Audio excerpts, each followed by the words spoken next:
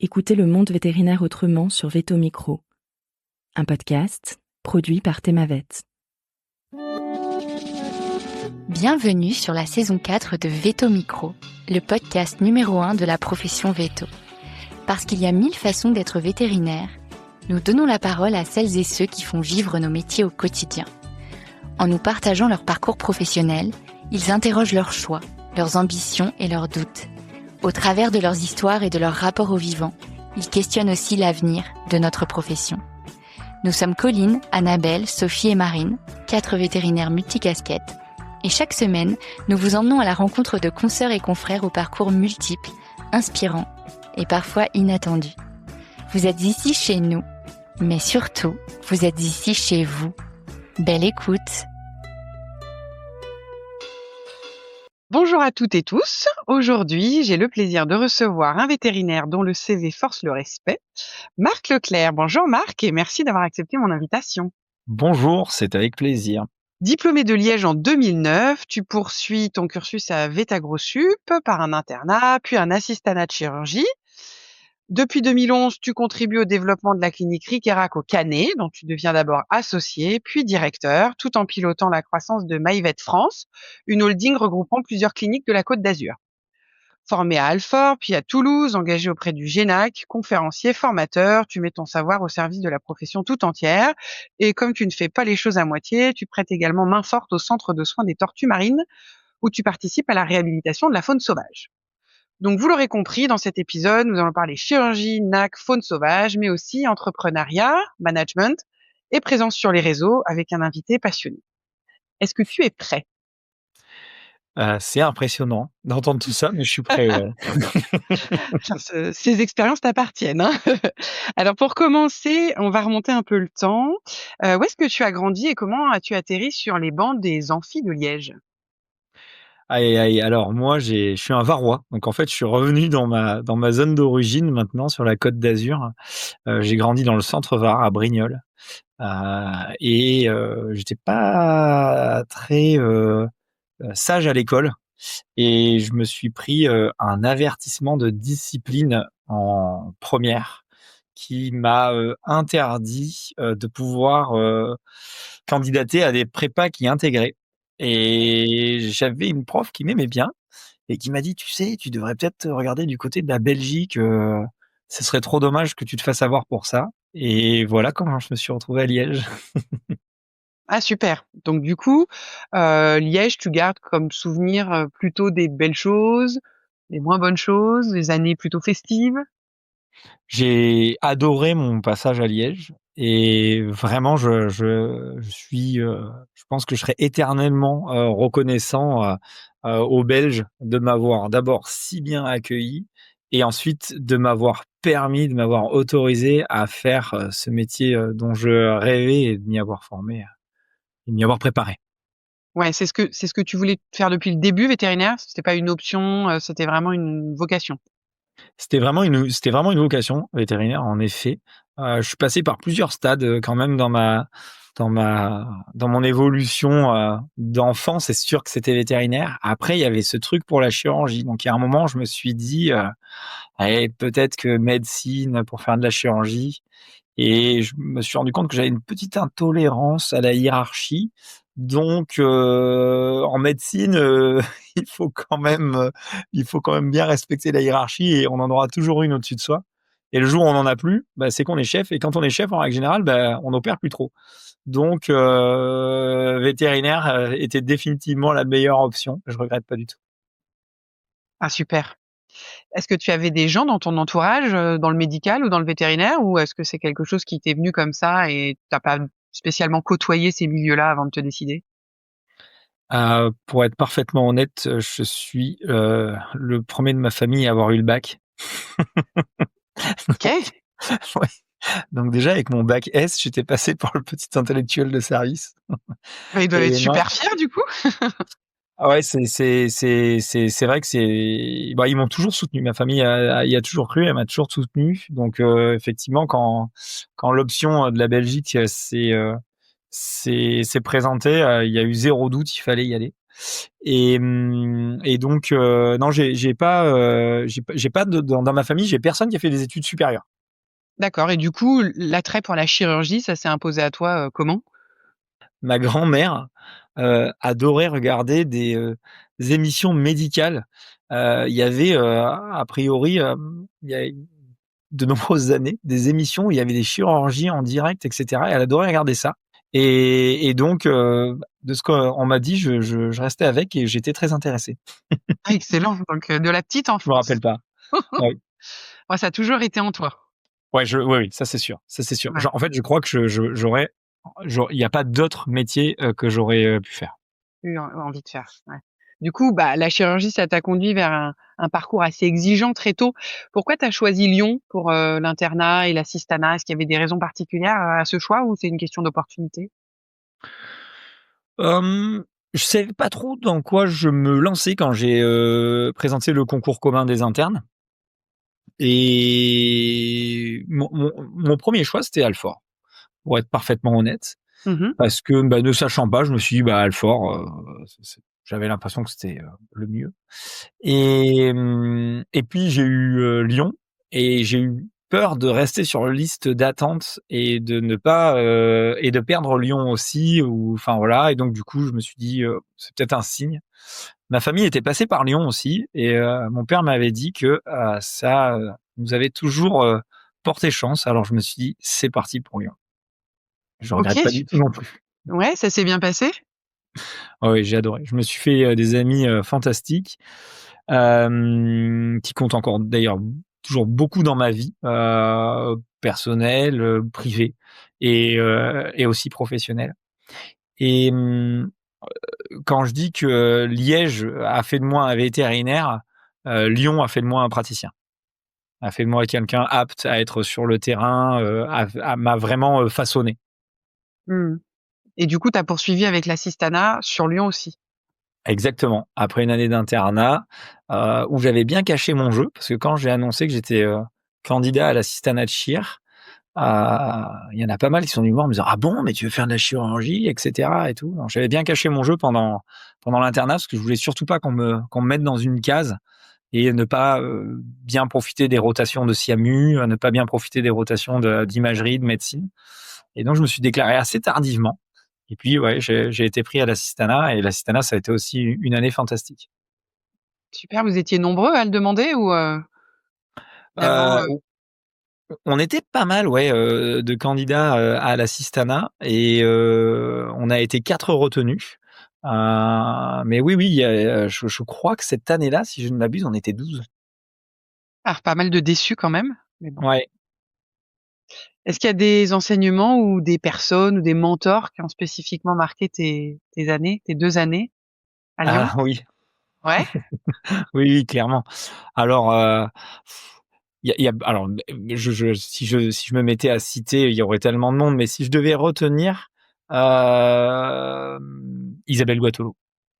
Mmh. Isabelle Guattolo, et qui est restée dans ma vie hem, professionnelle et personnelle aussi, bah, jusqu'à son Jusqu'à la départ, fin. jusqu'à son décès. Et même maintenant, j'ai quand même la sensation qu'elle est toujours un petit peu sur mon épaule. J'ai d'ailleurs sur mon bureau, j'ai une photo, d'elle, et des fois quand je pense à certaines choses, et cetera, je me demande ce qu'elle aurait fait, et cetera. Isabelle, c'est vraiment quelqu'un qui m'a imposé une telle exigence à mon arrivée à Lyon. Elle a été tellement dure, tellement Isabelle, et à la fois tellement présente dans le soutien, toujours un guide aussi.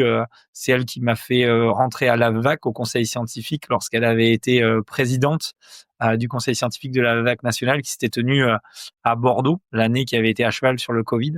Mmh mh. Donc elle a toujours été là. Et puis alors aussi mes chefs au service de chirurgie, ils ont été des mentors tous, avec des j'ai envie de dire, spécificités différentes. Alors c'est là-bas que j'ai appris la hiérarchie d'ailleurs, et où je me suis rendu compte que ça servait à rien de répondre au chef. Et que c'est Parce pas que si terrible. c'est ça. S'il est chef, c'est pas pour rien, c'est qu'il est bon souvent, et que donc il valait mieux un peu serrer les dents, tirer tous les enseignements et donc voilà. Et j'ai beaucoup appris et enfin, ça a été vraiment un passage fantastique, que ce soit avec Claude Caroso, Didier Faux, Éric Viguier, Jean-Pierre Genevoix et Thibaut Cachon. Vraiment, ça a été quatre mentors, chacun dans leur spécificité et leur façon d'être différente, mais qui m'ont pas mal beaucoup guidé, beaucoup guidé. Top. Et du coup, après ces 2 ans, tu te sentais armé et tu avais envie de rentrer dans la vie active, j'entends, ou est-ce que tu aurais bien voulu continuer ton cursus de spécialisation par, c'est pas une résidence ou autre chose et que ça s'est pas présenté? Eh bien, vous êtes très fort, hein, parce que j'ai pas eu les questions à l'avance Ah et bah, la c'est le c'est principe. vraiment bravo, c'est vraiment bien fait. Eh bien, effectivement, je voulais pas du tout partir de l'école. Je pensais que j'allais faire une résidence en chirurgie et je croyais que je voulais être prof de chir. C'était dans ma tête, c'était mon objectif.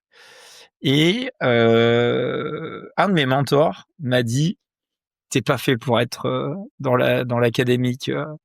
Va dans le privé, tu vas t'éclater, t'opéreras tous les jours. Si tu as envie de transmettre ton savoir, tu pourras le faire, etc. Mais tu seras beaucoup plus libre et tu étoufferas si tu restes dans l'académique.» Et je remercie parce que c'est Jean-Pierre Genevoix. Et c'est aussi lui un peu qui m'a guidé vers Ric Irac, parce qu'il connaissait bien un associé présent à l'époque, Jacques-Marie Leclerc, qui a le même nom de famille que moi, mais qui est pas du tout de ma famille. Tout le monde le pense. Et il est resté mon associé pendant quelques années. Du coup, c'est devenu mon père spirituel. D'accord, et c'est comme ça que tu as trouvé ton premier poste, en fait? Exactement. C'est un remplat d'été qui est devenu. J'ai fait mon remplat d'été entre mon internat et mon assistanat. Et puis lorsque j'ai quitté ce remplat, ils m'ont proposé de rester travailler pour eux. J'aurais dit bah non, je remonte à l'assistanat. Et à la fin de l'assistanat, suite aux discussions avec Jean-Pierre Genevoix entre autres, je me suis dit ok, il a peut-être raison. Je savais que de toute façon, quand il arrive, la résidence c'était pas pour moi cette année-là, parce qu'il y avait 2 candidates ultra sérieuses, Mmh. Camille Bismuth, Sophie Gibert, donc vraiment des super chirurgiennes qui sont d'ailleurs aujourd'hui toutes les deux bordées. Et donc du coup, j'ai quitté l'école et je suis parti à Ric-Irac au Canet. Et donc mon premier job, c'est resté celui où je suis resté tout le temps finalement. Mon premier job dans le privé, c'est resté celui où je suis resté tout le temps. Ouais, c'est incroyable. Tu as eu quel accueil à ton arrivée dans cette clinique? Super, excellent. J'ai adoré avec un ADN.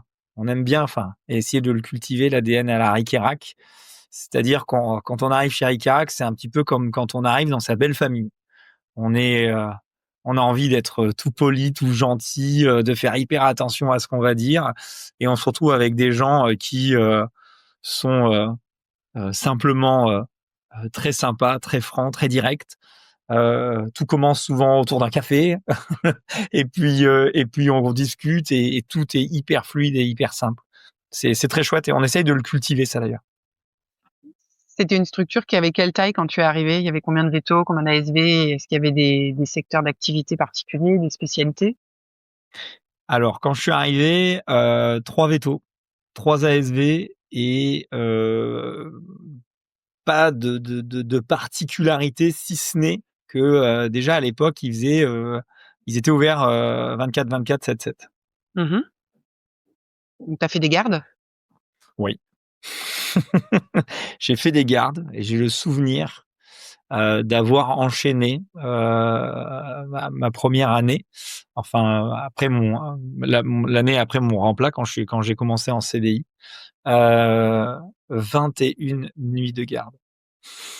Ah oui, l'inspection du Ouais, travail serait pas très contente. ouais, c'est clair. Jamais j'oserais imposer ça aujourd'hui à qui que ce soit. Pour autant, je l'ai pas du tout fait à contre-cœur. J'étais fatigué, c'est certain, mais j'ai adoré ça. Et en plus, j'enchaînais souvent les journées parce que comme je voulais opérer, en fait, je voulais jamais partir. Je voulais jamais partir. C'était vraiment la passion qui parlait. Je suis pas sûr que c'était très sain Mmh. pour le coup. Je pense qu'il faut pas faire ça, mais je le regrette pas du tout et je suis content de l'avoir fait parce que je l'ai fait. Je pense qu'il faut pas le faire. Tu as l'expérience pour le dire maintenant. Voilà.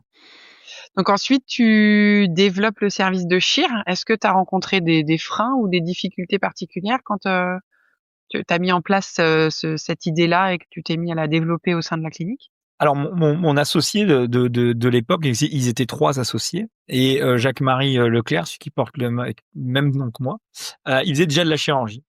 Donc ils étaient déjà équipés en partie. Alors une des grandes caractéristiques, c'est qu'ils avaient un laser chirurgical. Donc ça, Ah c'était assez ouais. exceptionnel. Ouais, il n'y en avait pas Mmh. beaucoup à ce moment-là. En fait, mon arrivée, ça lui a permis entre guillemets de développer et de laisser se développer le service de chirurgie, je pense, comme il l'aurait souhaité lui. Sauf qu'on l'a fait ensemble. Au début, il était vraiment d'un grand soutien, plein de conseils, etc. Et très progressivement, comme quelqu'un qui sait transmettre, il m'a laissé du terrain, pour ne quasiment plus intervenir ou seulement quand j'allais les chercher pour lui demander conseil. Et sur les derniers temps, en fait, quand on parlait d'un truc, je revenais, il m'avait imprimé les articles et posé sur mon bureau. Donc c'était vraiment une transmission super idéale. Vraiment, c'était fantastique. J'ai jamais eu peur parce que je savais qu'il était là si j'avais besoin et j'ai pu progresser. Et j'ai jamais eu aucun frein non plus. Super. Et du coup, vous êtes combien aujourd'hui dans la structure? Aujourd'hui, on est 14 vétérinaires. On est ouais, ça commence à être une belle petite équipe. 14 ASV et on est 5 non soignants. Donc administratif, à l'opérationnel ou plutôt du côté comptabilité. Et Mmh. puis également, on a une personne qui nous aide à tenir notre clinique propre en permanence. C'est pas du luxe avec autant de monde et autant de passages. Qu'est-ce que ça a représenté pour toi le passage d'associé à directeur il y a 3 ans? C'était surtout quelque chose qui s'est formalisé. C'est-à-dire que très rapidement, on va dire que j'étais pas le directeur, j'étais le leader. Hem, mais je le vivais, assez, mal, pour être honnête, parce que je sentais que j'usurpais un rôle. Mmh. Et donc on a eu une réunion avec mes associés. D'ailleurs, je dois préciser que, chez Ricirac, les associés, on a la réunionnite. On se réunit, 2 fois par Très ou semaine. trop régulièrement? Oui, c'est ça. Non, mais tous les mardis, la règle, c'est on mange ensemble. Donc voilà, sauf s'il y en a un qui est en vacances, évidemment. Mais si on est présent, c'est la règle de midi à 14h, on s'enferme dans le bureau, on mange ensemble, on a un ordre du jour que l'on a Et du établi. du coup, tu disais que vous étiez 14 vétos, il y a combien d'associés sur ces 14 vétos? On est 4. D'accord, donc les 4 associés mangent Ouais, ensemble tous les mardis dès que possible. OK. exactement, c'est tout à fait ça. Et donc on mange ensemble et on a un ordre du jour et on brosse cet ordre du jour. Et un jour, au cours d'une de ces réunions, je leur ai dit que je n'étais pas très à l'aise avec ce rôle que j'avais et que j'aurais souhaité le formaliser. Et en le formalisant, ça me permettrait quelque part d'abord de savoir ce que l'on attend de moi, qu'est-ce qu'on attend du directeur de la clinique, Mmh. parce qu'en fait, je serai le responsable de ce que nous avons décidé au cours de ces réunions et aussi de leur rendre compte, parce que le directeur doit rendre compte aux associés. Donc il doit mettre en place les décisions des associés, il doit être force de proposition, il doit en avoir des nouvelles, il doit avoir de la vision, etc. Il doit gérer tous les petits problèmes qui arrivent au fur et à mesure sans embêter pour autant les associés, donc il doit leur permettre de faire leur travail correctement et après il doit leur rendre compte de l'avancée des choses, etc.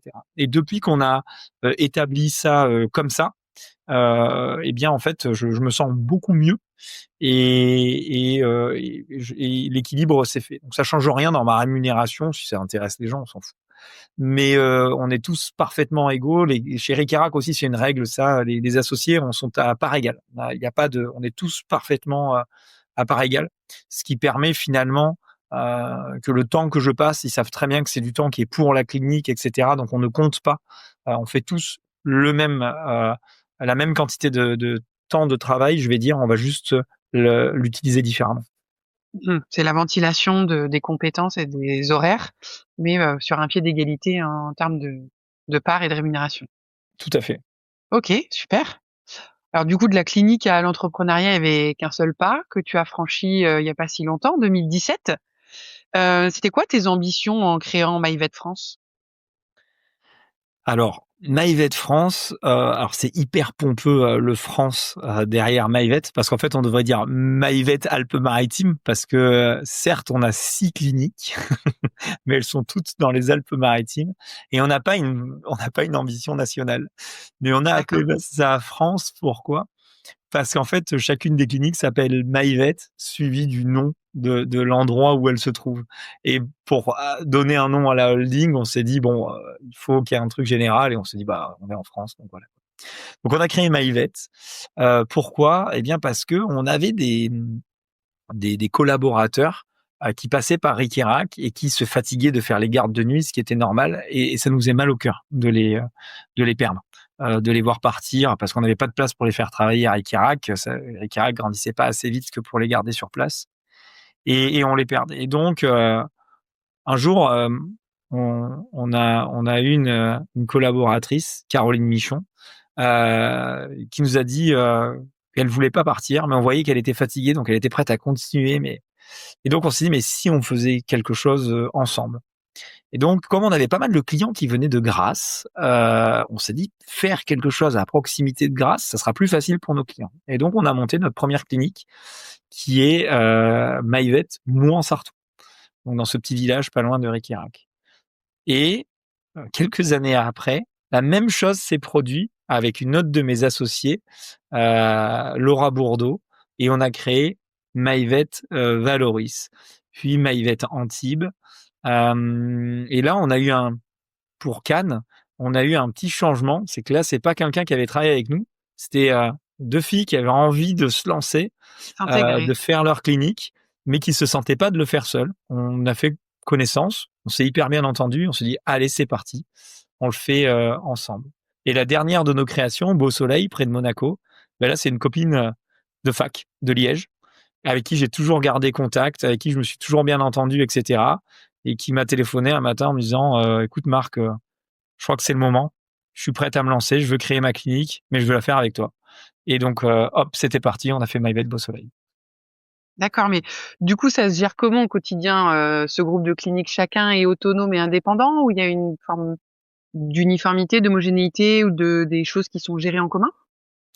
Alors en fait, c'est la philosophie de MyVet, elle est déjà ordinalement parfaitement légale. Ce que je veux dire par là, c'est que chacun des associés sur place possède 51% des parts. Donc c'est pas des salariés, c'est pas, voilà, ils possèdent, c'est leur clinique. Nous, MyVet, donc MyVet France, la holding, on vient se positionner comme l'associé idéal. Donc on possède 49% des parts et on est là pour assurer tout ce que notre associé sur place soit ne sait pas faire, soit n'a pas envie de faire. Donc on devient comme l'associé idéal. Il est 18h30 et tu n'as pas envie d'opérer ton piomètre, envoie-le chez Ric-et-Rac, on te le prend, on s'en occupe. Tu pars en week-end, tu as des hospitalisés, tu n'as pas envie d'aller t'en occuper, envoie-le chez Ric-et-Rac, on s'en occupe. Il te manque une ASV, tu veux faire un recrutement, tu n'as pas envie de le faire, on a une banque de CV, on a vu des profils qui pourraient aller, on te les envoie à l'essai, dis-nous ce que tu en penses, on t'aide. Les évaluations de ton personnel, on t'aide, etc., etc., etc. T'as pas envie de payer tes factures, pointe juste tes bons de commande, s'il te plaît, dis-nous que c'est OK, et après tu nous envoies, on va payer tes factures, etc., etc. Oui, bah, du coup, on comprend mieux pourquoi tu parlais de proximité. Parce que dans tout ce que tu racontes, c'est vrai que c'est beaucoup plus simple si vous êtes à proximité les uns des autres, notamment pour les référés ou pour la gestion du personnel, parce que forcément, les gens ne peuvent pas faire des dizaines de kilomètres pour aller bosser tous les jours, alors que là, vous avez une proximité, des ressources. C'est tout à fait ça. En fait, aujourd'hui, très clairement, un de mes meilleurs amis me dirait, j'ai envie de créer un Maïvet à Limoges, je lui dirais, je crois que c'est pas dans notre philosophie, on sait pas faire ça, on va Oui, il pas y arriver, ça n'a pas de sens. faudrait dupliquer le modèle, mais un modèle Peut-être. régional, et pas l'étendre, pas étendre celui-là. Ah OK. Du coup, comment tu arrives à trouver un équilibre entre la stratégie, le management, ta pratique, parce que ça fait beaucoup de responsabilités, beaucoup d'activités au quotidien? C'est vrai. Des fois, je me pose un peu la question. Souvent, c'est mes amis ou c'est mes proches qui me le font réaliser, ou des gens que je connais pas encore trop et qui me voient et qui me disent: «Mais comment tu fais pour faire tout ça?» C'est assez moi, je trouve que c'est assez simple finalement. Avec un peu de recul, je pense qu'il y a 2 choses. D'abord, je pense que je suis un hyperactif et que je supporte pas l'inactivité, ça me met en panique. Si j'ai pas une to-do list devant moi, je suis pas bien. Donc voilà, il faut que je coche des cases, que je coche des cases, que je coche des cases. Je crois que le calme me fait peur. Et la 2e chose, c'est que je crois que j'ai beaucoup de chance, parce que j'ai un cerveau ultra organisé et les choses se classent très vite dans ma tête. J'ai aucun mérite, c'est une chance. Voilà, j'arrive à très vite prioriser les choses, les synthétiser, partir dans certaines directions, etc. Et donc voilà, je suis assez, j'ai de la chance, je suis assez efficace dans ma façon de faire. Après, j'ai pas d'enfant. Je considère euh, Rikirac et l'ensemble de mes collaborateurs à Rikirac ou même dans le groupe Maïvet un peu comme des membres de ma famille et c'est eux qui occupent tout mon temps entre guillemets et qui sont dans mon esprit en permanence. Donc voilà, j'ai pas Il y a une frontière un peu floue entre le perso et le pro. complètement. OK, et du coup, quel temps tu alloues à ça? Tu pratiques, à 80% ou un peu moins? Ou quel est le pourcentage de ton temps qui est dédié à cette compétence de management, stratégie, «direction» entre guillemets, gestion, et le reste de ton temps, dédié à la chirurgie? Alors j'ai 2 journées par semaine incompressibles veto parce que je ne veux pas qu'on me les enlève. Donc c'est 2 matinées de chirurgie et 2 après-midi de consultation. Ça, c'est impensable qu'on me les retire. Ensuite, j'ai 2 journées complètes, normalement d'administratif. Cependant, sur ces journées de complètes, des fois, il y a besoin de moi en chirurgie, et cetera. Donc là, on peut caler des chirurgies où il va y avoir besoin de mon avis. Donc je vais quitter l'administratif pour aller voir un peu ce qui se passe, et cetera.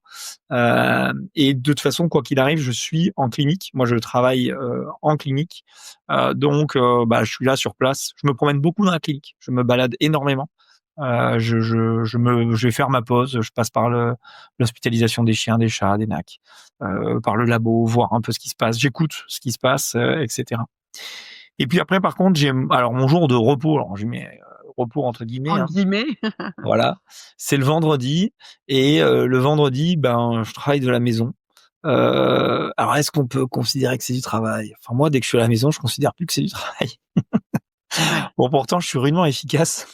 Quand je me mets au bureau, j'arrive à abattre une quantité de travail terrible en peu de temps. Des fois, des choses qui m'auraient fallu une journée pour les faire à la clinique, j'arrive à les abattre en 1 heure et demie à la maison parce que je suis tranquille et que personne ne vient me déranger. Donc je considère pas ça comme du travail, au contraire, parce qu'après cette 1 heure et demie là, je me sens mais tellement bien, je peux aller dans mon jardin, je peux aller faire de la plongée, et cetera. Donc voilà, c'est à peu près comme ça que ça se cloisonne. Au milieu de ça, j'aménage le temps de conférences et de formation en fonction des plannings.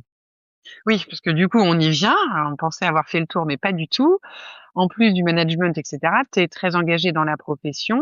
Quel rôle ça joue le GENAC dans ton parcours et pourquoi tu as décidé de t'y investir? Alors le GENAC, c'est vraiment c'est l'associatif. J'ai toujours eu une attirance pour la VAC de manière générale. Je trouve que finalement, notre profession, si on veut la cerner, c'est 3 piliers.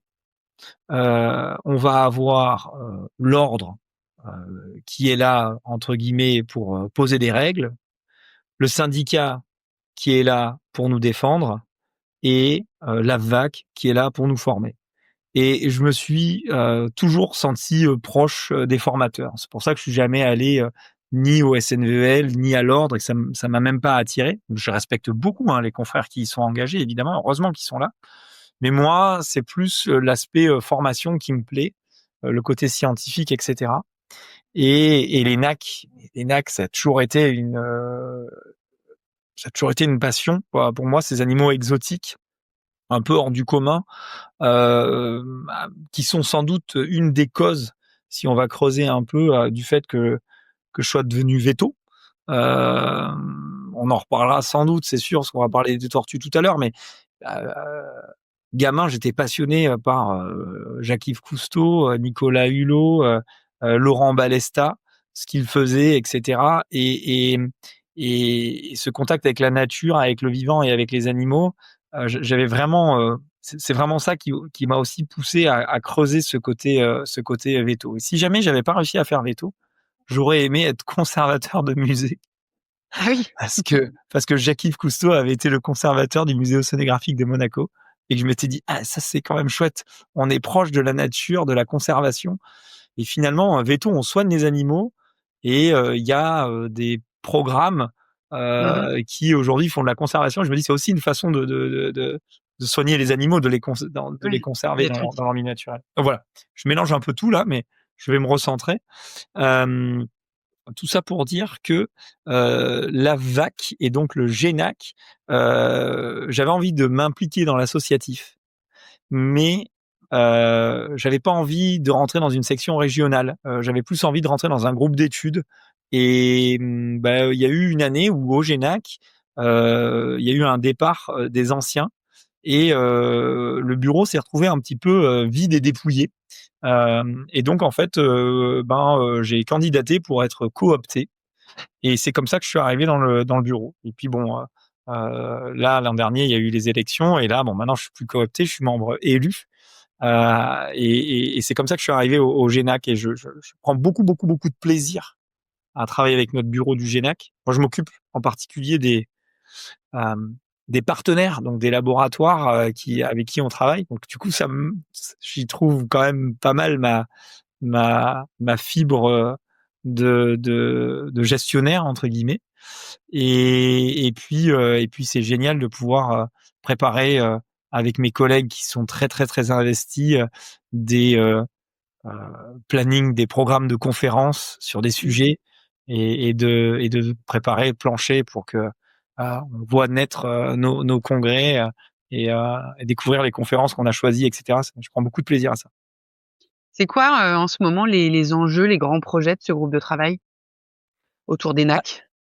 Alors là, autour des NAC, on a un énorme truc qui me tient mais terriblement à cœur, que vous allez bientôt voir sortir. C'est que le conseil scientifique du groupe Reptile va sortir son consensus sur les fractures de carapace de tortue. Et je suis tellement content, ouais, c'est trop chouette. Je suis tellement content qu'on ait travaillé là-dessus. C'est Ophélie Cogent et Audrey Palmero qui ont tenu ça, parce que évidemment il y avait plein de deadlines à respecter. Et moi j'ai évidemment complètement explosé toutes les deadlines. On me demande de rendre un truc, je le rends un mois après. Donc ce qui aurait dû mettre je sais pas, 8, 10 mois maximum, aura mis 2 ans. Mais on y est là. On est à la dernière relecture, et je suis tellement content d'avoir fait partie de cette équipe, même si j'ai eu l'impression à de nombreuses reprises d'avoir été un peu pourri, qui rendait ces articles un peu trop tard, etc. Mais bon, ils m'ont pas lâché.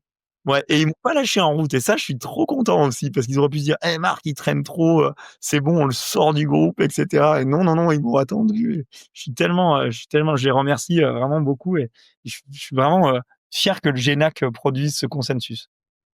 Est-ce que tu as un peu de NAC dans ta clientèle? Alors on a énormément de NAC dans notre clientèle. Un de mes associés, David Guillet, il est diplômé du Collège européen, spécialité petits mammifères. Et donc à la clinique chez Ricarac, on a quand même 3 vétos. qui s'occupe exclusivement de NAC, qui ne touche pas un chien, pas un chat. Ah oui, donc c'est une Ouais. part importante de la clientèle. 3 C'est sur les 14, effectivement une part très importante de la clientèle, oui. d'accord, et toi, tu fais un peu de chirurgie sur les NAC aussi? Exactement. Aujourd'hui, moi, je consulte plus en NAC parce que Ouais, il faut accepter qu'il y ait des gens qui sont plus forts que soi, et surtout, il faut offrir à notre clientèle le meilleur service. Donc voilà. Donc moi, je me concentre principalement sur la chirurgie. Alors, je fais pas toutes les chirurgies de NAC, hein. Il y a plein de choses où ils se débrouillent très bien tout seuls et ils sont parfaitement autonomes. Mais on aime beaucoup travailler ensemble quand il y a des défis. Quand il y a des choses un peu particulières ou quand ils ont besoin d'aide, on est là. Et donc, c'est vrai que ça reste, moi, une de mes grandes passions, c'est la chirurgie des NAC. super. Alors tu parlais transmission, formation, tu es également formateur, au réseau Cap Douleur. Comment est-ce que tu es, arrivé à ce poste et quelle est ton approche pédagogique? Alors, comment est-ce que je suis arrivé chez Cap Douleur? J'ai été proposé par Charlie Pignon, qui est un des associés, D'accord. et donc Thierry Poit avait besoin de quelqu'un pour le seconder, pour être là quand lui n'était pas disponible, etc. Et donc Charlie m'a proposé.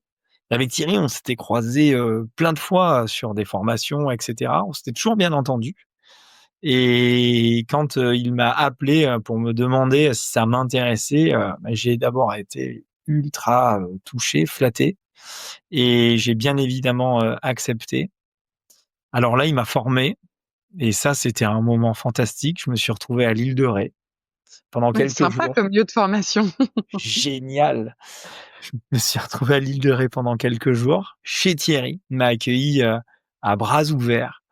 Et c'était très sérieux, hein, pendant ces quelques jours. On travaillait, on se mettait au bureau, on se levait le matin, petit déjeuner, puis on se mettait au bureau, on bossait. Après, on avait un moment de pause, donc là, il prêtait son vélo, et puis on se retrouvait un peu plus loin pour aller manger, et puis on recommençait à travailler l'après-midi. Et alors c'était vraiment fantastique ces quelques jours.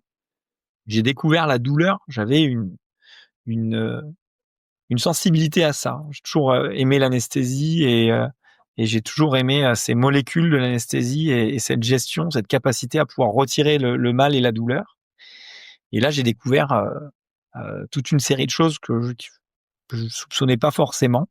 J'ai pu creuser, et je me suis ensuite mis à dispenser ce savoir acquis.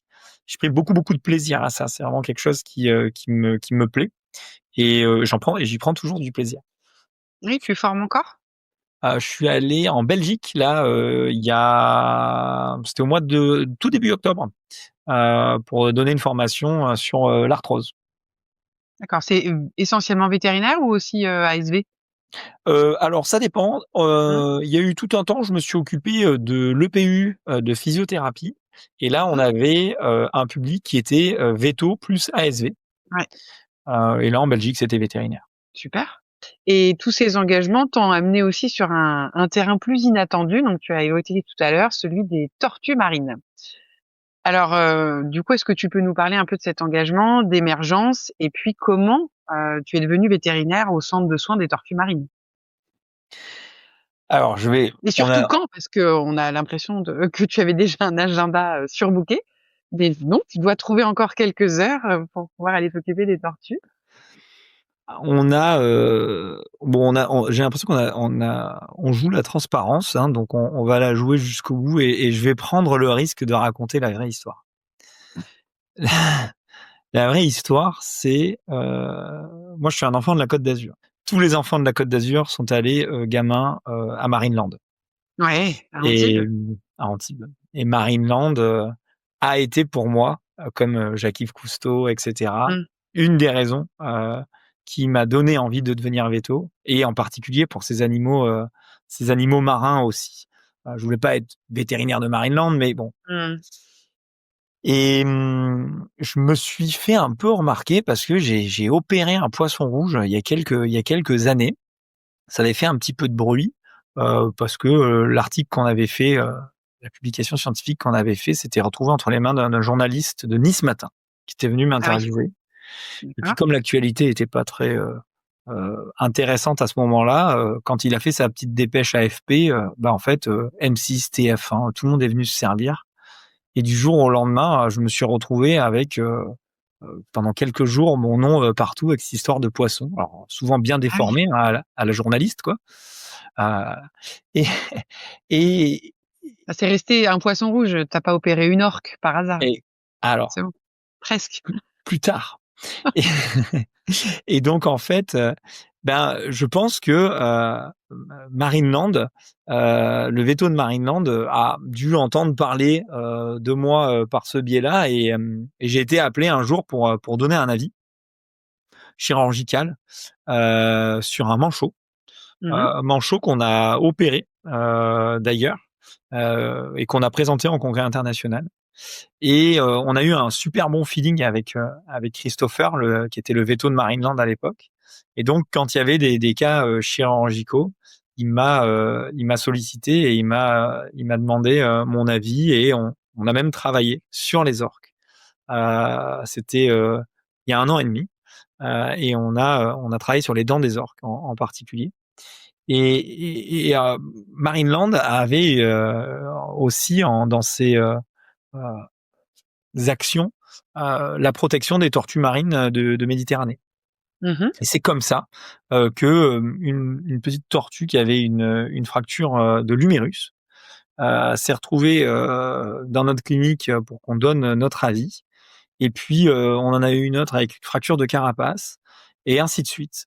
Et puis Marineland a fermé. Dieu merci, il y a un duo de passionnés qui n'a pas lâché l'association et qui l'a poursuivi, et c'est donc devenu Émergence. Et donc aujourd'hui, j'ai la chance d'être la chance et le privilège d'être le vétérinaire sanitaire du centre de soins, et donc de m'occuper de ces tortues de Méditerranée qui y sont admises. Donc du coup, le centre de soins, il est lui aussi à Antibes. Exactement. Le centre de soins, c'est un endroit paradisiaque au bout du cap d'Antibes. Et donc tu y vas toutes les semaines? Quasiment, ouais, quasiment. Parfois plusieurs fois par semaine. L'été, j'y vais plusieurs fois par semaine quand il y en a beaucoup d'hospitalisés. Là, en ce moment, on n'en a qu'une seule, mais qui nécessite des soins plutôt très intenses. Donc là, on est dans une période où c'est un peu plus calme, mais on est en train de programmer la semaine prochaine, et on va avoir pas mal d'interventions à faire sur elle pour essayer de lui donner une chance de regagner la mer. Est-ce que tu es le seul veto à intervenir, ou est-ce qu'il y a d'autres vétérinaires, ou est-ce que tu accueilles des stagiaires? Est-ce que tu as des renforts entre guillemets pour prendre soin de ces tortues avant qu'elles soient relâchées? Non, je suis tout seul en veto. Par contre, il y a 2 biologistes avec qui je travaille, qui sont en charge du centre de soins, Sidonie Cato et Bénédicte Chou. Et donc, c'est un trio. Alors, moi, je m'occupe de toute la partie veto, et elles assurent toute l'intendance, etc. Et puis Émergence, c'est pas que le centre de soins, elles font aussi beaucoup de conservation à côté, etc. Elles s'occupent des nids, etc. Donc oui, voilà. Mais d'accord. veto, je suis tout seul. OK. Non, que de la tortue de mer, par contre. Que de la tortue de mer? Oui. D'accord. Qu'est-ce qui te touche particulièrement dans la prise en charge de la faune sauvage, enfin en tout cas des tortues, puisque ça a l'air d'être quand même une spécificité, ou en tout cas un attrait particulier pour cette espèce? Alors, je pense que les tortues, oui, il y a un truc avec les tortues. C'est tellement, c'est difficile à dire. Je deviens presque un peu ésotérique quand j'en parle, ce qui me ressemble pas du tout, parce que moi, je suis un vrai scientifique. Et j'ai l'impression d'être reconnecté avec la raison pour laquelle j'en suis là aujourd'hui. C'est très bizarre. Je suis passé pour C'est un un lien fou, hein. particulier? Ouais, Non, ouais. Dans leur regard, j'ai l'impression qu'il y a un portail, une connexion supérieure. Je sais pas, c'est complètement fou. Je peux passer des heures à les regarder. Et d'ailleurs, il y a pas si longtemps, là, sur Instagram, j'ai fait un tout petit film où on arrive à capter un moment le regard. Je le montre sans arrêt à tout le monde, mais j'ai l'impression qu'il y a que moi qui vois quelque chose. On voit ce Mais qu'on a bon, envie de déjà, voir, quoi. c'est ça. Si déjà moi j'y vois quelque chose, c'est cool.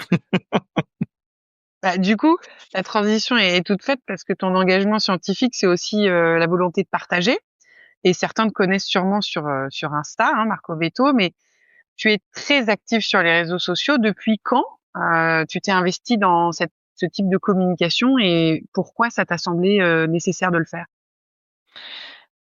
Alors, ça fait longtemps que je suis sur Instagram. Dès le départ, j'avais appelé ça Marco Veto parce qu'il y avait quand même un lien entre moi et mon métier. Mmh. Il y avait quelque chose je sentais qu'il y avait quelque chose que j'avais envie de partager. Heu, l'activité récente, elle vient du fait que, je trouvais qu'il y avait beaucoup de gens, qui racontaient, un peu n'importe quoi Mmh. et c'était un peu énervant. Et en fait, je me suis senti responsable, coupable de ça en me disant: «Mais en fait, si on laisse les gens qui racontent n'importe quoi et que nous, on est juste là derrière notre écran en disant: "C'est n'importe quoi" et que nous, on vient pas dire, entre guillemets, «notre vérité», alors on leur laisse toute la place». Et à partir de là, je me suis rendu compte que, il y avait des messages, que j'avais envie de porter. Il y a beaucoup de choses, hein, qui se sont passées, récemment, dans ma vie. Alors est-ce que je fais une crise de la quarantaine, très positive? J'en sais rien. Mais j'ai réalisé, grâce au GENAC, hein, en particulier et à l'engagement écologique, de notre présidente, Adeline Linsart. J'ai réalisé beaucoup de choses d'un point de vue écologique. J'ai réalisé beaucoup de choses d'un point de vue de notre poids et de notre impact sur la planète et et je me suis dit: «Mais comment moi, Veto, qui aime les animaux, j'ai pas pu voir ça avant?» Et en fait, je me suis dit: «Mais parce que peut-être que Adeline, elle a pris le temps de me le dire et de me le montrer et que peut-être que ma mission aujourd'hui, c'est moi aussi de le dire et de le montrer à ceux qui l'ont pas D'autres. vu et qui ont pas la chance de le voir». Et moi, je suis véto. Donc c'est à la limite, en plus, j'ai le nez dedans. Mais je me Mmh. dis, une personne qui a rien à voir avec les animaux, qui a rien à voir, elle est pas du tout au courant, elle ne sait pas. Donc l'idée de Marco Veto, c'était un petit peu de montrer un contenu un peu, à la fois un peu qui peut être sympa avec les relâchés de tortues et cetera, pour, expliquer notre impact.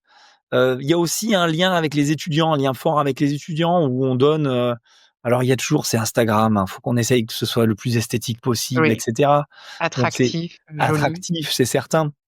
Mais on essaye de passer un peu d'enseignement, on essaye de passer un peu de messages dessus et surtout, ceux qui écrivent, ils le savent, j'adore répondre aux messages. Instagram, c'est mon média, de communication et d'échange. Prédilection. Ouais, c'est ça. Et donc, par exemple, on va mettre une vidéo qui est pas du tout faite pour faire de l'enseignement sur, les disjonctions sacro-iliaques, mais tous ceux qui m'ont posé une question, dessus, je me suis régalé de leur répondre et de leur dire: «Bah, en fait, on a fait comme ça, comme ça, comme ça, parce qu'il y a telle et telle raison» et cetera. Et donc c'est presque plus une bouteille qui est lancée à la mer, à qui voudra la réceptionner et donc voilà. Et on arrive avec pas mal de choses très intéressantes, en particulier pour l'AVVAC. On a, décidé de communiquer, sur, certains engagements écologiques assez simples et qui peuvent changer réellement les choses. Super, donc du coup, c'est un peu ton moyen, en tout cas le fait de faire des sortes de teasers avec des prises de conscience, mais de répondre, avec rigueur, dans les messages, c'est un petit peu le moyen de concilier, l'accessibilité et la rigueur scientifique? Parce que c'est pas toujours évident en fait en fonction du public, auquel on s'adresse, de véhiculer, des messages rigoureux scientifiquement, mais en même temps qui soient pas trop, on va dire scientifiques ou trop, donneurs de leçons ou, trop difficiles d'accès, d'un point de vue, tout simplement, de la terminologie ou, parce que tu es pas suivi que par des vétérinaires ou des étudiants. C'est ça. Alors on se cherche un peu, hein, c'est pas facile, hein, on Mmh. sait pas trop quoi faire. Mais typiquement, pour donner un exemple, moi je suis un plongeur, et j'ai plongé il y a quelques mois sur un endroit où j'avais l'habitude de plonger. Je me suis rendu compte que toutes les gorgones étaient mortes et j'étais mais vraiment, vraiment, vraiment choqué. Je me suis dit: «Mais personne ne le sait ça». Ah non? Enfin, on n'en parle pas. Et donc, typiquement, je me suis dit: «Mais ça, en fait, il faut le faire savoir, quoi». Là, il y a des choses parfaitement belles qui sont en train de disparaître. Là, sous nos yeux, ça se passe en bas de chez nous, quoi. On n'a pas l'impression que la Méditerranée est spécialement en danger, et pourtant, on se rend compte qu'elle l'est, nous, en plongeant et en voyant l'écosystème qui se dégrade. Mais ça, c'est à vue d'œil. C'est à vue d'œil. Et donc, en fait, il y a ce côté-là un peu faire savoir. Je crois qu'on doit faire savoir aux gens ce qui se passe. On leur doit. Bon, maintenant, ils sont intéressés, ils sont pas intéressés. Ça, après, chacun pioche et prendra ce qu'il voudra. Mais donc voilà. Aujourd'hui, c'est vrai que c'est un petit melting pot de plusieurs choses. C'est un risque, parce que sur Instagram, normalement, il faut tout à fait cibler et se dire, moi, je vais avoir tel public pour pas que l'algorithme se perde, etc. Nous, on mélange un peu les choses. Non, mais parce que tu disais tout à l'heure, effectivement, toi, t'es vétérinaire, tu as un peu le nez dedans, ou en tout cas, il y a un certain nombre d'informations dont tu disposes, ce qui n'est pas forcément le cas de tout le monde, mais sûrement que quand même une partie des gens qui te suivent sont soit des gens qui ont des animaux, soit des gens qui sont intéressés quand même à la base par ce type de sujet et qui Oui. viennent chercher de l'info. Oui, je pense que il y a de ça. Maintenant, notre public, il est quand même plutôt véto et véto, étudiant, ASV bien sûr.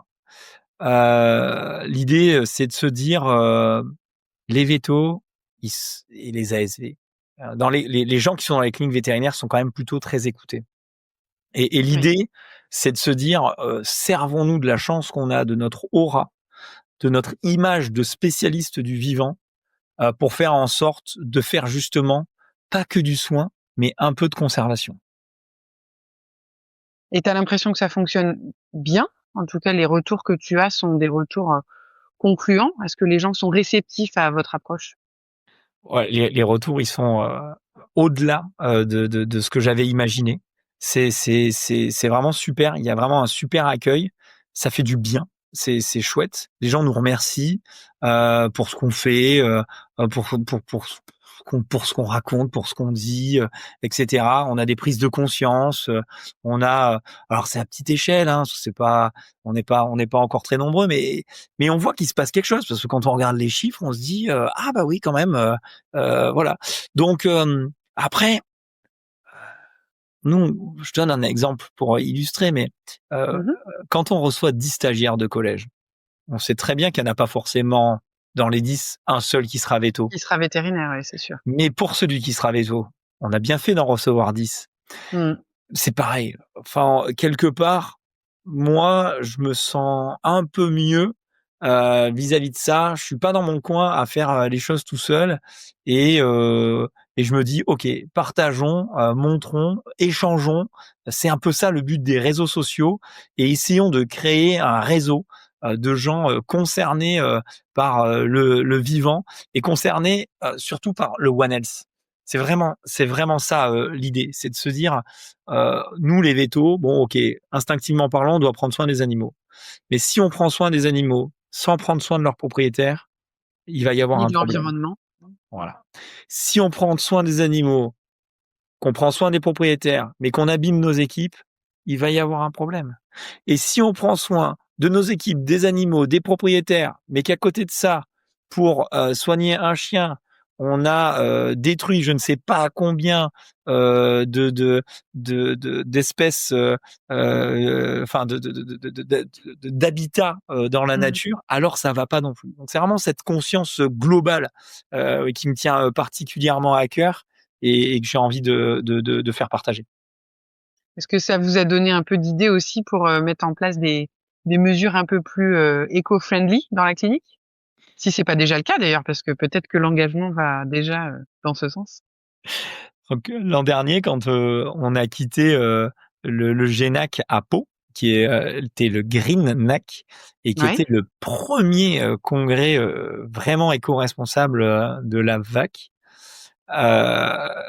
j'ai dit à Adeline, donc notre présidente, j'ai été touché, il s'est passé un truc, j'ai compris que ça n'allait pas. Les goodies, c'est pas possible. L'encartage, c'est pas possible. Enfin, j'ai compris plein de choses sur ce congrès.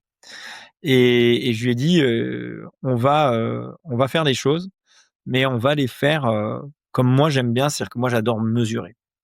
Et donc quand on est revenu à la clinique, on a monté une stratégie et on a mesuré notre impact, si je puis dire. On a pesé nos poubelles, on a fait de l'audit de nos poubelles, on a fait plein de choses comme ça. On a mesuré le nombre de seringues qu'on consommait, etc., etc.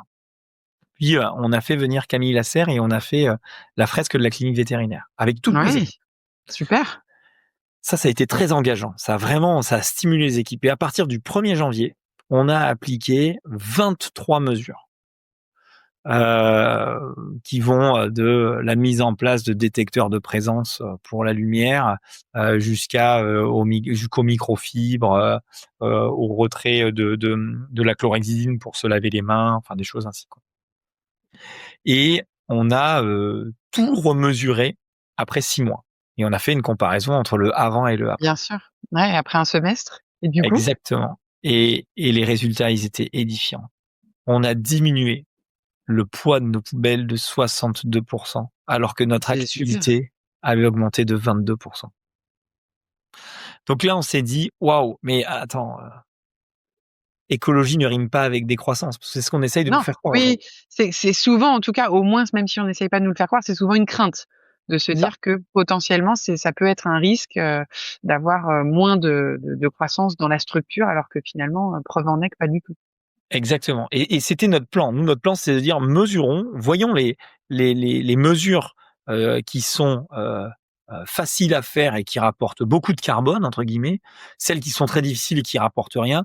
Et comme ça, on saura celle qui vaut la peine et on pourra le dire aux confrères et on pourra partager tout ça. Donc, on a fait toute une série de mesures et on est même allé jusqu'à mesurer l'acceptabilité par les équipes. C'est-à-dire qu'en fait, on a demandé aux équipes, est-ce que cette mesure, vous l'avez trouvée facile, difficile, etc., pour voir aussi le poids, l'impact humain, parce que quand on demande... parce qu'il y a le long terme ensuite. C'est sûr que si c'est des mesures qui finalement ne sont pas tenables parce que trop difficiles à conserver, forcément les résultats peuvent ensuite s'avérer un peu décevants. C'est tout à fait ça. C'est tout à fait ça. Et donc là aujourd'hui, on est en train de synthétiser tout ça pour pouvoir faire un article. Et puis, on est en train de mettre en place, enfin ils sont déjà prêts, je fais un petit teasing, les éco-tips. Et on a l'intention, voilà, c'est une primeur que je donne. Je précise juste qu'à la diffusion, ça sera juste après la vague, donc beaucoup d'entre vous auront déjà pu découvrir ces tips, mais tant mieux, comme ça au moins ils auront déjà un retour. Voilà, c'est ça. En fait, on a l'intention de faire une vague verte, c'est-à-dire qu'on a envie de donner aux réseaux sociaux ces tips et de les partager, de les republier, etc., pour qu'en fait tout le monde soit au courant que on peut utiliser les microfibres sans souci et que ça va vous faire économiser énormément de papier essuie-tout et donc finalement ça va donner à vos économies un petit peu d'argent et ça va diminuer l'impact qu'on a sur notre environnement. Et donc on a toute une série d'éco-tips comme ça qu'on va partager. Et notre objectif, c'est de faire vraiment une vague verte pour que tout le monde soit au courant, parce que c'est souvent les mêmes questions qui se posent, à savoir oui, mais quand on les lave, finalement, ça consomme de l'eau.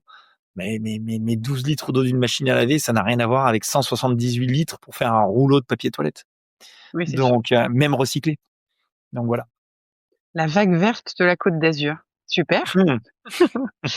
Alors du coup, j'aimerais, pour terminer, qu'on prenne un peu de hauteur sur ta vision de la profession.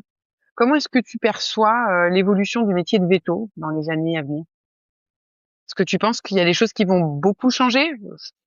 Ou est-ce que finalement, le cœur de notre métier va rester le même et c'est l'environnement qui est un peu plus mouvant?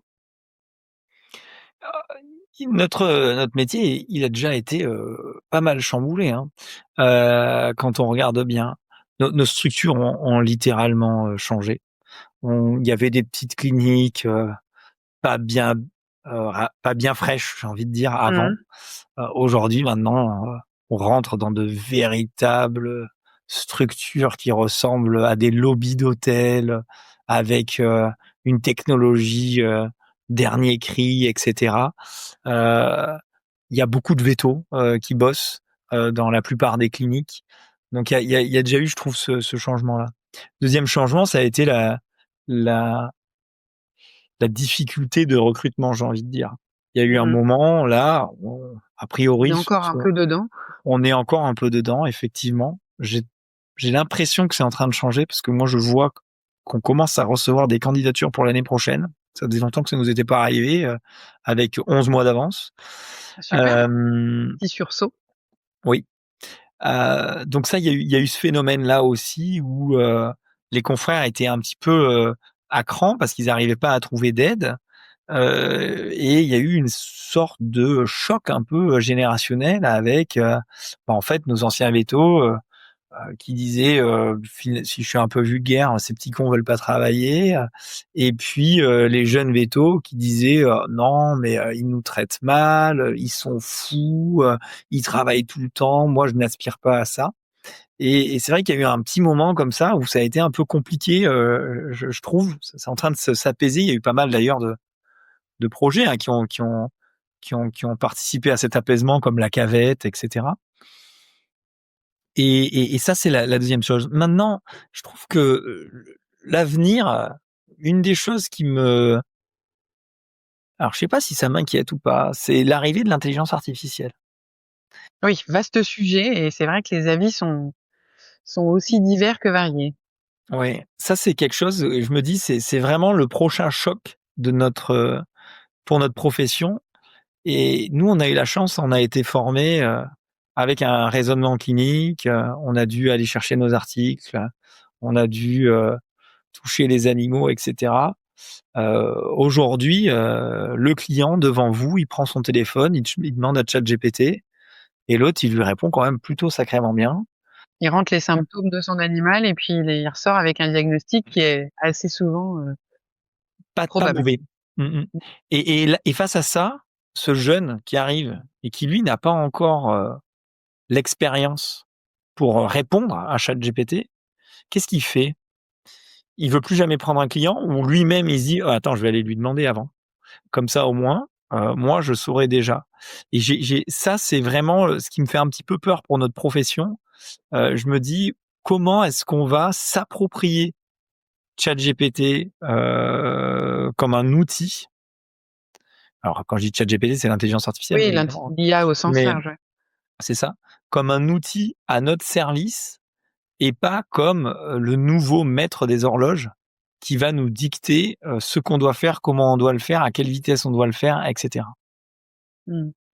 Après, c'est vrai que l'IA, elle a commencé à faire des percées assez intéressantes dans les milieux médicaux d'ailleurs, comme chez les vétos, hein, et certains qui prônent aussi une utilisation comme un assistant de luxe, la perspective aussi de faire moins de tâches répétitives, parce que ça peut être fait par une IA, d'être secondé dans des choses, qui sont, peut-être un peu fastidieuses et pas très intéressantes, et aussi dans un souci de formation pour faire des arbres décisionnels, des récaps, des choses comme ça. Donc c'est sûr que tant que ça reste au service, du praticien, ça peut paraître séduisant et les risques inhérents sont toujours un petit peu, dangereux, on va dire. C'est c'est tout à fait ça. Alors moi, je suis pas du tout contre l'IA, au contraire, hein, alors pour le coup, moi, c'est vraiment un outil qui est à mon service au quotidien, Mmh. tout le temps. Je m'en sers énormément, mais je suis heureux parce que j'ai quand même la sensation que je saurais faire sans.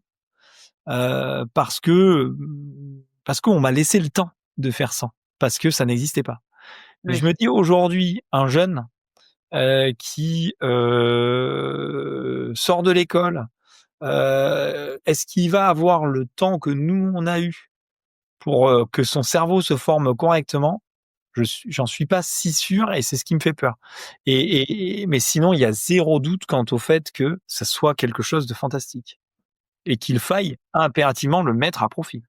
Oui, c'est ça. C'est vous l'utilisez déjà, mais faut-il encore le faire avec un peu de recul, pour, Mmh mh. savoir comment l'utiliser et pas être à son service.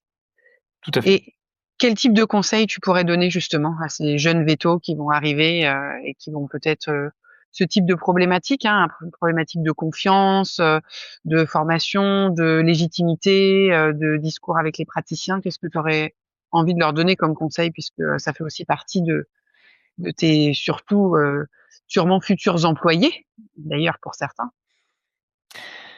Moi, je crois dur comme fer au mentorat et pas au tutorat. Et donc en fait, je pense que, il faut, je pense qu'un étudiant en véto aujourd'hui, il doit faire plein de stages.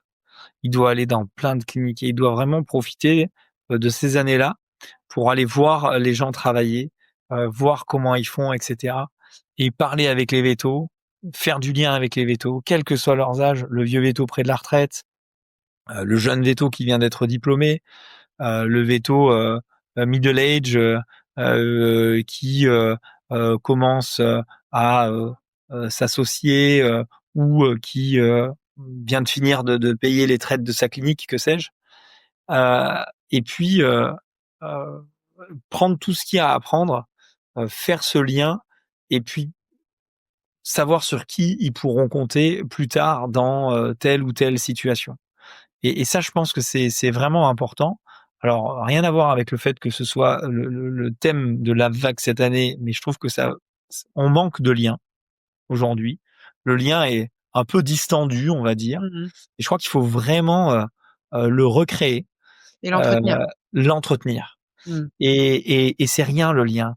Le lien, c'est à entretenir. C'est un bonjour, c'est un sourire, c'est être poli, c'est en fait, c'est du savoir-être, Mmh. quelque part, c'est s'intéresser à l'autre et en fait, on se rend compte que, heu, la vie est quand même sacrément, plus simple, quand, on est entouré, par les bonnes personnes qui savent, nous apporter, ce dont on a besoin quand on en a besoin et pour qui c'est pas une corvée. Et ça, Mmh. ça se fait assez facilement en échangeant, en restant pas dans son coin et en partageant, beaucoup, en disant ce qu'on ressent et en écoutant ce que l'autre ressent aussi. Et en se laissant aussi, pénétrer par les idées des autres. Ça, c'est tellement important. La tolérance, c'est nul. Être tolérant, ça veut dire quoi la tolérance? Ça n'a pas de sens. C'est l'acceptation qui est hyper intéressante, Mmh. je trouve. L'étape d'après. Étape d'après. Mais passons directement à l'acceptation. La tolérance, c'est un tellement on se sent tellement supérieur quand on tolère l'autre.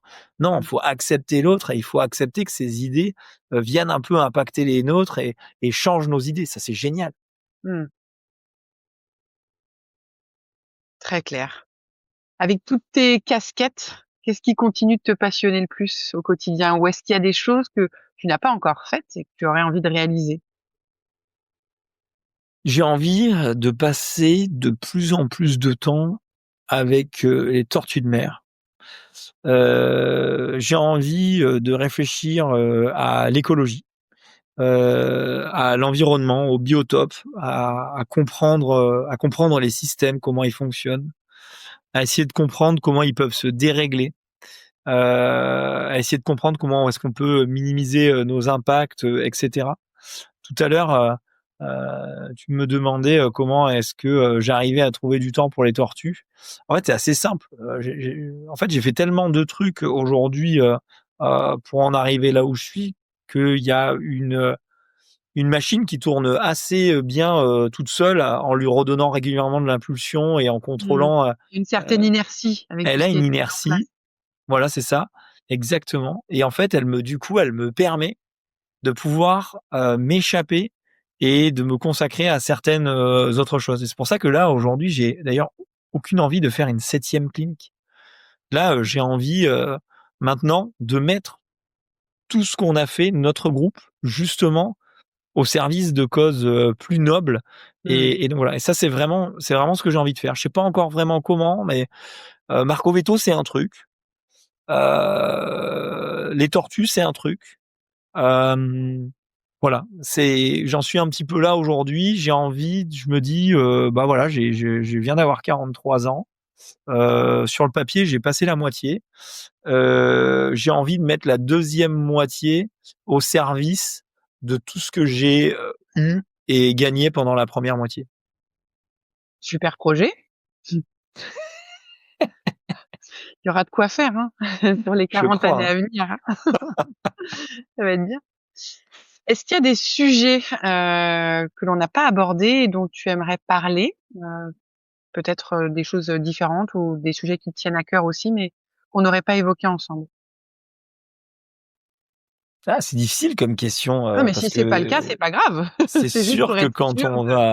on va s'être dit au revoir Mmh. et que je serai dans ma voiture, je vais me dire: «Eh mince, tu aurais dû dire ça aurait été tellement classe, et C'est ça, cetera». c'est possible. Hem, non, on a parlé écologie, et cetera, mais j'ai encore envie de rebondir sur un truc, là-dessus, ouais, je crois qu'il faut qu'on garde, j'ai envie de dire qu'il faut qu'on garde l'espoir et j'ai envie de dire et j'ai envie de dire que faut qu'on arrête de croire que le pouvoir est entre les mains de nos politiques, et cetera.